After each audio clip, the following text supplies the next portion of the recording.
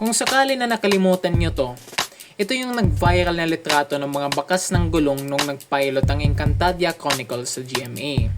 Kahit kung pangkatuwaan lang o may lehitimong pagpupuna sa likod ng mga usapang iyon, baka ito yung litratong makakapaglarawan sa kalidad ng ipinapalabas ng Sangre so far. It's rushed, it's confusing, and it lacks focus and attention to detail. Dala na nga ng hype ng naunang serye, isang Encantadia Chronicles Sangre sa mga pinag-aabangan na TV series sa Pilipinas ngayong taon, na hindi naman nakakagulat sa totoo. Kung tutusin naman, mga halos 7 hanggang 8 taon na yung nakalipas magmulang pinalabas yung series finale ng 2016 reboot ng Encantadia. At magmula nang magkaroon tayo ng munting teaser para sa isang Frozen Kingdom sa naturang series finale, matagal ang pinag-aabangan na magkaroon ng sequel ang seryeng iyon. Ganon na nga, dito bumungad ang Encantadia Chronicles na unang nagkaroon ng teaser trailer noong 2025 countdown sa GMA at saka na nga nagkaroon ng opisyal na trailer noong mga buwan ng Mayo na di lang nagtagal ay pinalabas na yung matagal nang hinihintay na series pilot noong mga Hunyo 15 ngayong taon. Pero para sa ilang linggong lumipas, para sa ilang mga episode na nagdaan, yung tanong, is Sangre really worth the hype?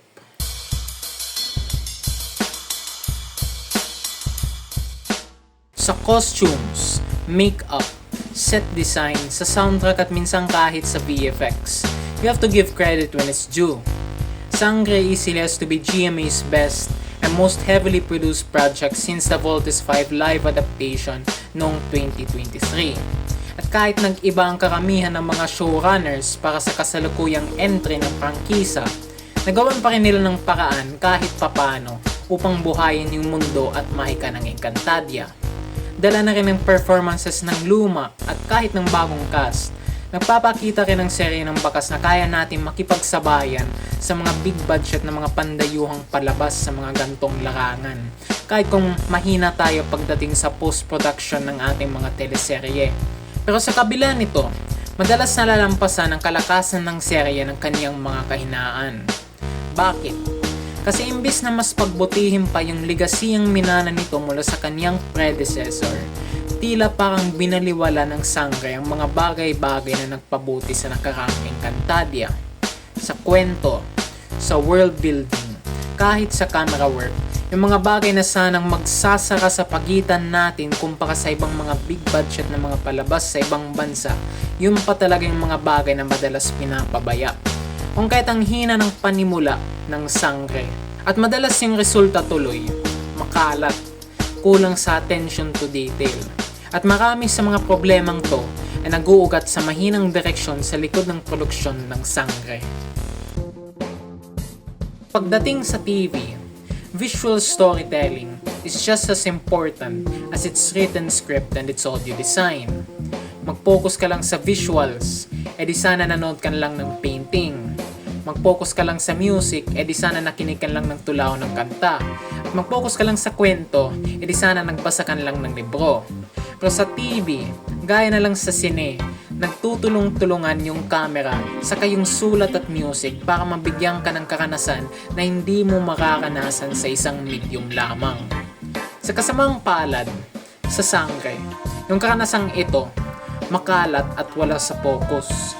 At ang mas masaklap pa nito, yung punot dulo ng kasalanan hindi nasa post-production ngayon, kundi nasa filming mismo. At yan nga yung nakakadismaya.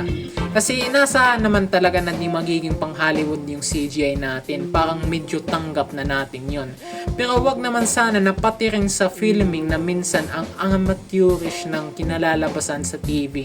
Na kunwari parang di sila nanggaling sa isa sa mga pinakamalaking production studio sa Pilipinas. Gaya na lang sa editing. At para di tayo malito, pag sinabing editing, hindi ko pinag-uusapan yung CG animation, tawag niyan VFX. Pag sinasabing editing, ibig kong sabihin yung mga cuts, yung mga transitions, yung dali kung paano pinagsasama-sama yung lahat ng mga eksena sa palabas. Tapos yan ba yung nakakainis? Na imbis ma-appreciate mo sana yung sets, yung acting, yung camera work kung maganda man, Hindi mo tuloy namamasdan ng mabuti kasi parang addict yung nag-edit na mas interesado pang magkaroon ka ng migraine habang nanonood. Isipin mo ba naman, dadating lang yung eksena.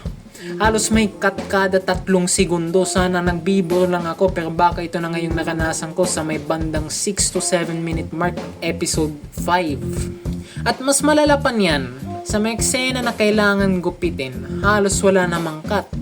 Like, gets namin na naiiyak dito si Danaya pero talagang kailangan bang ipamudmod sa aming mga mukha sa loob ng halos 4 na minuto para malaman namin na malungkot siya. Alas pa rin din dito kay Pere na matagal-tagal yung pag-iyak bago umusad yung kwento. Kung ano man itong slow motion shot ni Danaya sa may episode 6. At yan yung malaking problema sa Sangre pagdating sa editing. Kasi dala na nga sa kung paano nila inedit yung mga eksena. Parang nadidistract ka tuloy sa lahat ng mga nangyayari. Kasi panay na nagpapalipat-lipat ng camera point of view ang palabas. At hindi naman sa masama na magkaroon ng maraming cut sa transition. Pero sana naman gagawin mo to ng may kwenta, ng may silbi na talagang makakapag-unlad sa gusto mong ipahiwatig ng eksena.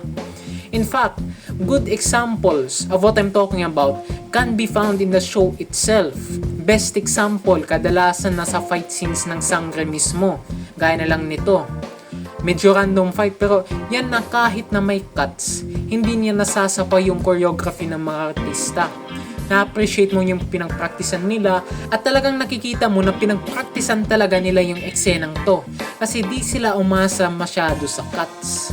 In fact, yung cuts mismo yung mas nagbigay diin at nakapagbigay ng mas malikhaing perspektibo upang tingnan yung labanan. Unlike of what usually happens when cuts are just used to give the illusion of action tulad na lang kapag may nag-aaway sa mga Fast and Furious na mga movies. At yan yung punto ko pagdating sa editing. Kasi yung editing kasing importante din yan sa camera work pagdating sa visual storytelling ng palabas. Kaya nitong magbigay diin sa emosyon ng character o ng atmosphere na gusto mong itayo sa tagpuan ng kwento. Hindi yung nagpapalipat-lipat ka lang ng camera point of view para lang ipabida na madami kang hawak na camera sa produksyon. Hindi yung tipong nagpapalipat-lipat ka ng POV kasi trip nyo lang. O gaya na lang nitong medyo pit-peeve ko rin pagdating sa editing. Pipito Manaloto / Family Guy-esque na mga transition. Yung nagpapakita muna ng halos 3 segundong still shot kung nasan na sila sa eksena. Like doon sila naman kung paminsan-minsan lang. Pero kung umabot na sa puntong inaabuso na yung gantong uri ng cut, na halos kada paglipat ng tagpuan, kailangan pa talagang palam sa atin ng ganong mga cuts. Abot talaga sa punto na, why not show, don't tell? Kaya tuloy na parang napapawalang saysay yung silbi ng set design na siyang makakapagsabi sana kung nasa na nagaganap yung kwento. At mas napapaghalataan siya kasi di naman nagtatagal yung mga eksena kung saan sila nagkakat. Ganun lang yung nangyari dito sa episode na to. They're empty cuts which could have at least been possible kung di lang sana inaabuso masyado. Pero kahit nga kung ganun, meron pa rin pagkakataon na kung gagawa sila ng ganong mga pipito cuts, yung masusunod na lugar di naman tugma sa naging design ng pre-rendered location. At lalo talagang ganon yung nangyayari kung nagkakat sila sa may Hattorya, kung saan yung design ng pre-rendered cut parang nasa loob sila ng bulkan. Tapos yung masusunod naman na eksena, nag-iensayo lang pala sila sa gubat. At hindi nga lang yan sa editing. Yung mga ganong inconsistencies, minsan pati yung ibang aspeto ng kanilang produksyong technical naapektuhan rin. Baka medyo picky ako nito pero pag-usapan natin yung camera work ni na Alena, Imo sa Caperena sa bandang huli ng episode 7. Na for some weird reason, nagkakat sila sa mga shot ni Alena na parang ewan kung bakit mapag-isa siya dyan. Like kung alam nyong awkward tingnan, halos di tugma yung colors, yung lighting, yung angulo, parang nasa ibang lugar siya kumpara kung ifo-focus na kina Imo Cassiopeia sa Caperena. Like napapaisip ka ba kung ano ba yung special kay Alena na sa scene na yun? Kung ba't naiba siya sa grupo pagdating sa kung ifo-focus na sa kanya yung dialogue sa facial expressions. Tapos kung papanoorin mo yung buong eksena, parang wala naman. Yung konteksto nakapokus pa rin sa usapan nila bilang isang grupo. Kaya nga kung ganon, Napapaisip nga ako, ba't di na lang sila gumamit ng over-the-shoulder shot gaya nito? Yung parang may vibes na sa gitna na nag-e-edit sila, parang napangitan sila sa clips ni Gabby Garcia. Pero imbis na ulitin yung buong eksena, yung sa kay Gabby na lang yung nireshot nila, kaya ganun yung naging resulta. At yan nga yung medyo nakakatawa. Kasi in all fairness naman, habang umusad yung serye, medyo nasusolusyonan yung mga problemang binanggit ko sa bandang to ng production. Di naman perfecto, pero yung problema nga lang, masyadong inconsistent. Like solid mga 1-2 episode, tapos yung mga susunod babalik ulit yung mga problemang binanggit ko. O may mga episode naman na halo-halo, na solid sa ilang mga eksena, tapos medyo rushed sa ka-amateurish yung dating sa iba.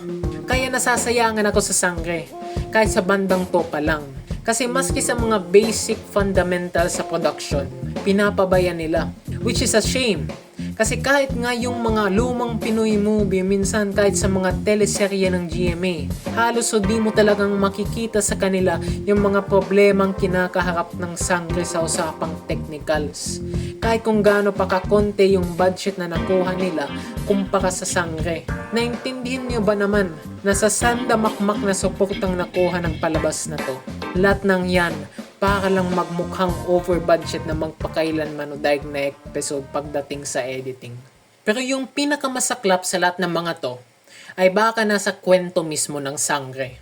Kasi ang daming missed potentials, world building, character development, tema sa pacing, at kahit sa pagkakaayos ng kwento, sa kailaki-laki ng mundong kinauupan ng sangre. Ang laki ng nasasayang para lang makapagpalabas ng mga gasgas na storyline na masyado namang binilisan. Kay Metena pa nga lang, medyo generic na yung template. Essentially, cursed unwanted child trope na gustong makapaghiganti dulot ng pag-abandona sa kanya. Pero kahit kung ganon, kaya naman maging dekalidad yung kwento. Kahit kung gasgas na yung mga tropes na ginamit bilang pundasyon.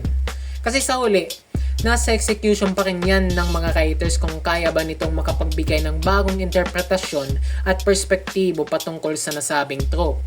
Pero dyan nagkakaproblema rin yung sangre, na yung execution halos di naiiba sa ibang mga produksyon ng GMA pagdating sa mga afternoon o primetime telenovelas nila.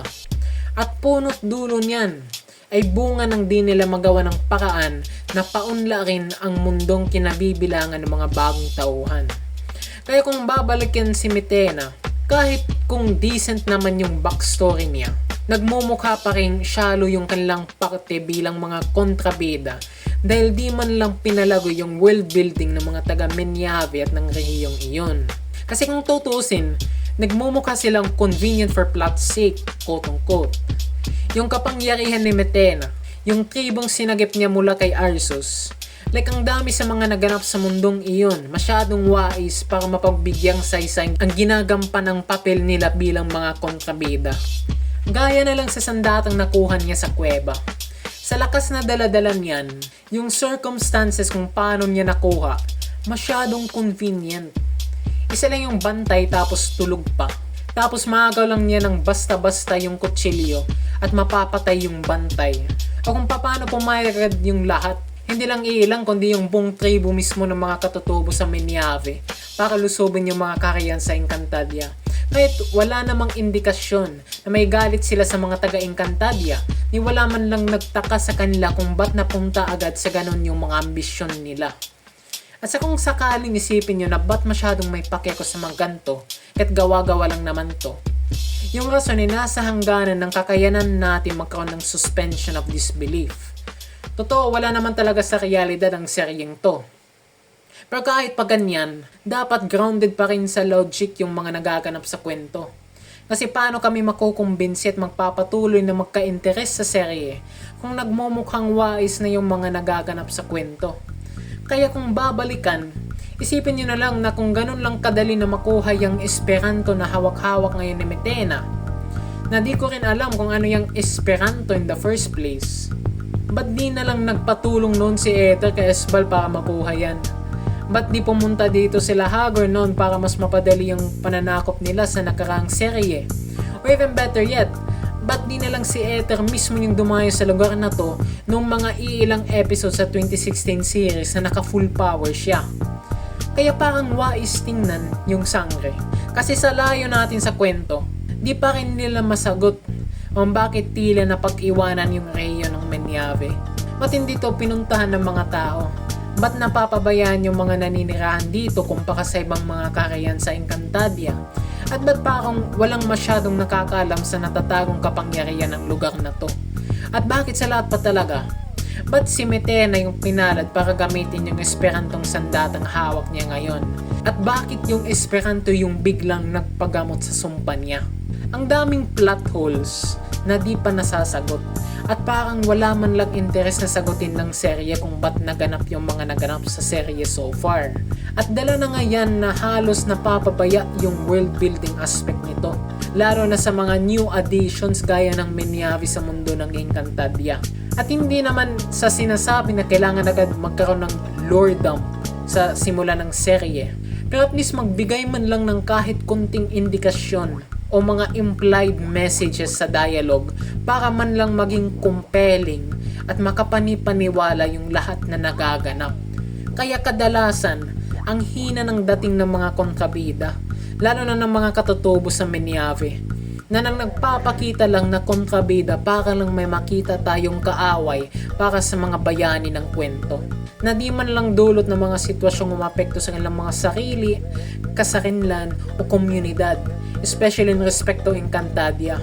Kasi kahit okay yung concept, in my humble opinion, parang di sila masyadong interesting para pagsubaybayan. Na yung rason nila ba't sila sumanib kay Metena ay para sa utang na loob at yun lang. Which is a waste, considering na medyo labas sila sa mga pangunahing kakayahan sa Encantadia. Pero kung meron man na mas nakakaumay pa kaysa sa world building ng Chronicles, ay kung paano nila sineset up yung bagong henerasyon ng mga Sangre. Lalo na pagdating kay Terra bilang kanilang Mesiyas kumbaga. Yun yung sa lahat ng mga namatay at sa namang mga bakbakan na naganap. Tapos sali yung maabutan mo pala, parang rehash lang ng mga plotline sa probinsyano.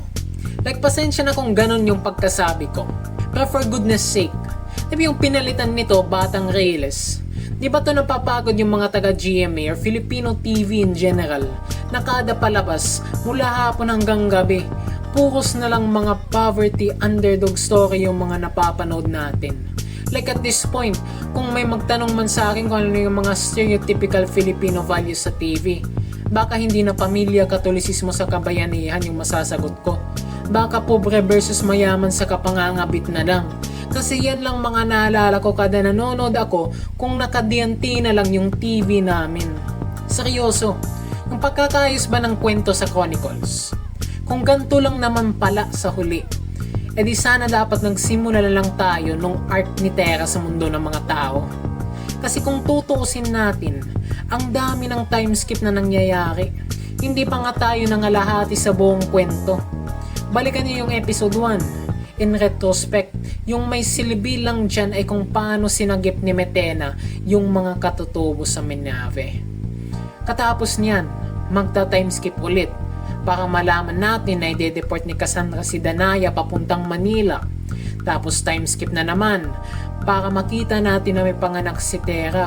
Tapos time skip na naman sa kung kailan teenager na siya. At time skip ulit para makita natin na dalaga na siya. Hindi ko pa nga nababanggit kung gaano kadaming mga tauhang namatay mula sa dating serye sa gitna ng mga time skip niyan.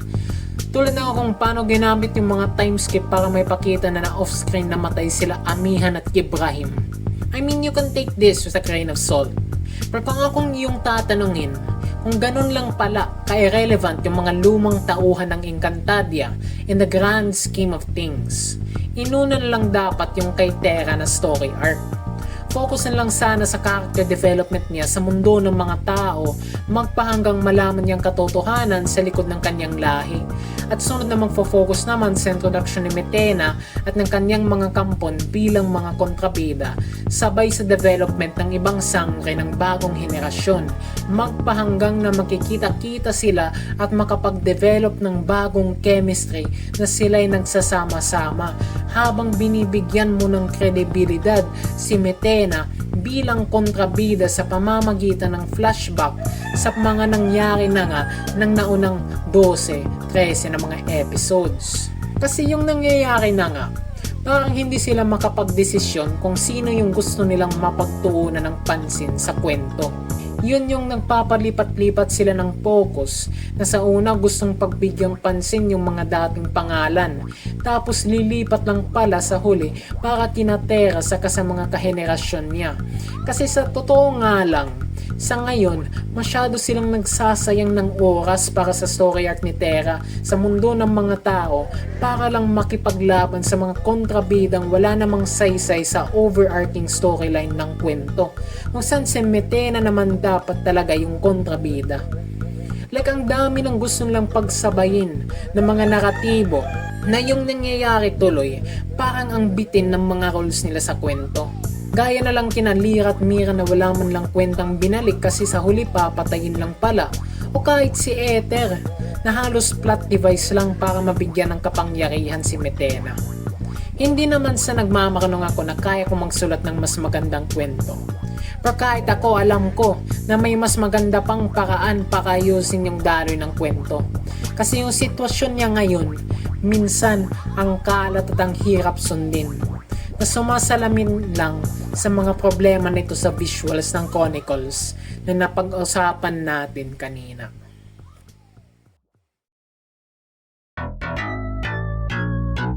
Kung alam nyo lang, medyo nakakabitin yung outing ng Encantadia Chronicles Sangre so far, which is a shame. Kasi noong mga Mayo nung pinalabas yung trailer, ang daming nagsasabi umaasenso na raw yung GMA. Pero sa totoo parang di naman.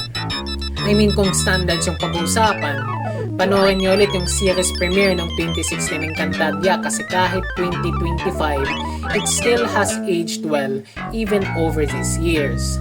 At dahil na nga yan na magmula sa filming, post-production, sa karating, pulidong-pulido talaga.